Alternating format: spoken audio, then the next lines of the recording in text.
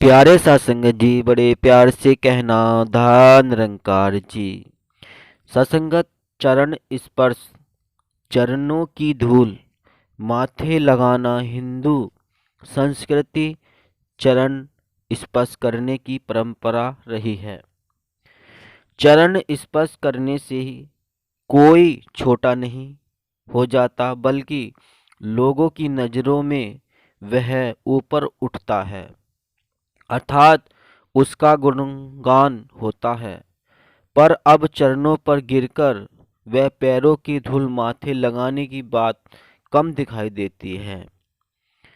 चंद्रदेव ने कई लोगों की चकित कर दिया। चंद्रदेव ने कई लोगों को चकित कर दिया। उसने गुरुओं के नहीं, एक भिखारी के चरणों पर गिरकर उसके पैरों की धूल माथे लगाई। एक बुजुर्ग जो वहां खड़े थे, दांतों तले अंगुली दबा ली और पूछ बैठे, चंद्रदेव, एक भिखारी के चरणों का स्पर्श और पैरों की धूल माथे लगाई, ऐसा क्यों? तो सासंगत, क्या भिखारी मनुष्य नहीं है? क्या वे आदर के पात्र नहीं? चंद्रदेव ने उत्तर दिया, सत्संगत, गुरुओं के चरणों पर गिरकर उनके पैरों की धूल माथे लगाते तो मैंने देखा है, पर भिखारी के चरणों पर गिरकर उसके पैरों की धूल माथे लगाते मैं पहली बार देखा है। सत्संगत, आदर करना, चरणों पर गिरना हमारा कर्तव्य बनता है। भिखारी ही क्यों न हो, छोटे बड़े या ऊंच नीच का प्रश्न ही नहीं उठता, बल्कि एक भिखारी चरणों पर गिरने से उसको आत्मसम्मान मिलता है, उसका दिल खुश होता है और वह अपने दिल से आशीर्वाद देता है। भगवान सबके अंदर बैठा है, भिखारी में भी। भिखारी के चरणों पर गिरना भगवान के चरणों पर गिरना है। उपेक्षित आदमी को सम्मान देना है, इससे उसका आत्मगौरव बढ़ता है। वह क्या बात कही, कितने आदर्श की बात, बुजुर्ग होते हुए भी मेरी आंखें खुल गईं। सचमुच युवा पीढ़ी के तुम एक आदर्श व्यक्ति हो, तुमसे सीख लेनी चाहिए। काश कि तुम जैसे आज के लोग हो तो आने वाली पीढ़ी के लिए भी आदर्श स्थापित होगा और हमारी परंपरा जीवित रहेगी, बुजुर्ग ने कहा। तो सत्संगत, चरण धूल का है आशीर्वाद। तो सत्संगत, आशीर्वाद का महत्व सब कोई नहीं जानते हैं। आशीर्वाद पाना बड़े गौरव और सौभाग्य की बात है, जिसमें समझ है, जिसका आचरण स्तुल्य है। सत्संगत, हम अपने धर्म ग्रंथों में पढ़ते हैं कि श्री रामचंद्र जी कृष्ण जैसे अवतारी पुरुष भी अपने गुरुओं के चरणों पर गिरकर आशीर्वाद पाते थे। गुरु का, माता पिता का, व बड़े जनों का आशीर्वाद बहुत फलदायक होता है। गुरु पूजा, गुरु व मातृ पितृ स्नेह आशीर्वाद तुल्य है।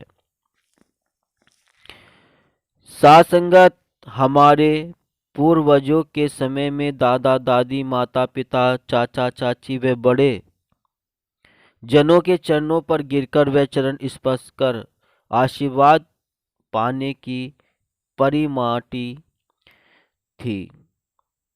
सत्संगत, शाम के समय बच्चे हाथ पैर धोकर माता पिता व बड़े जनों के पैर छूते थे और आशीर्वाद पाते थे। वे पुण्य का फल ग्रहण करते थे, उनकी बुद्धि बढ़ती, क्लेश दूर होता और वे फैलते फूलते। सत्संगत, अब शायद ही ऐसा देखने को मिलता है कि कोई बड़ों के चरण स्पर्श कर आशीर्वाद लेता हो। पर यह कम आश्चर्य की बात नहीं कि एक पुलिस अफसर सुबह सुबह वर्दी पहने आकर पिता के चरणों का स्पर्श कर और आशीर्वाद पाकर नौकरी पर जाता है। सत्संगत, एक दिन एक मित्र ने उससे पिता के चरण स्पर्श करते हुए देखा तो उसे टोका, अरे तू इतना बड़ा पुलिस अफसर पिता के चरण छूता है? जी, चरण छूता हूँ। चरण छूने से मैं छोटा नहीं हो जाता हूँ। पिता पिता होता है, मैं पुत्र हूँ। मैं पुत्र का कर्तव्य निभाता हूँ। पिताजी पूजनीय हैं। मैं बड़ा अफसर बन गया तो क्या, मैं उनके आगे बच्चा ही हूँ। उसने उत्तर दिया। मित्र ने उसको सुना तो लगा कि अफसर सही कह रहा है, मैं ही भटका हुआ हूँ। तो सत्संगत, कोई ना कोई अपनी अपनी भावना रखता है। हमें बस अपनी अच्छी भावनाओं पर टिके रहना है। गलत दिशा नहीं जानी, बल्कि सभी को सही दिशा दिखानी है। जैसे पुलिस अफसर ने उसको समझाया कि मैं अपने पिता के सामने अभी बच्चा ही हूँ और मैं पुत्र का अपना धर्म कर्तव्य निभा रहा हूँ। तो आइए सत्संगत, हम भी ऐसे ही अपना धर्म कर्तव्य निभाए, चरण धूल लगाकर आशीर्वाद प्राप्त करें। क्योंकि जब तक हम चरण स्पर्श नहीं करेंगे, आशीर्वाद मिलने वाला नहीं है। आशीर्वाद तब मिलता है जब हम बड़ों के पैर छूते हैं, चरण स्पर्श करते हैं, उनसे आशीर्वाद लेते हैं, तो ही आशीर्वाद मिलता है।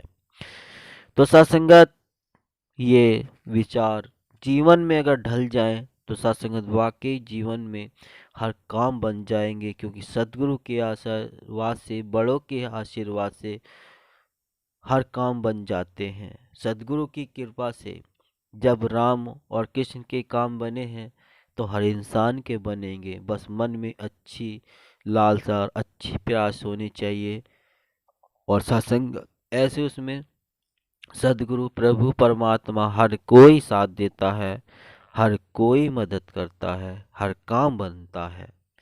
तो आइए सत्संगत, बस ऐसी हमारी भी भावना कामना बनी रहे। और सत्संगत, आपने अभी तक अगर नहीं किया है चैनल को सब्सक्राइब, तो संदेश निरंकारी का चैनल को सब्सक्राइब कर दीजिए और बेल आइकन भी प्रेस कर दीजिए। दास मनीष, फिर मिलते हैं अगली नेक्स्ट वीडियो में। प्यार से बोलना, धन निरंकार जी।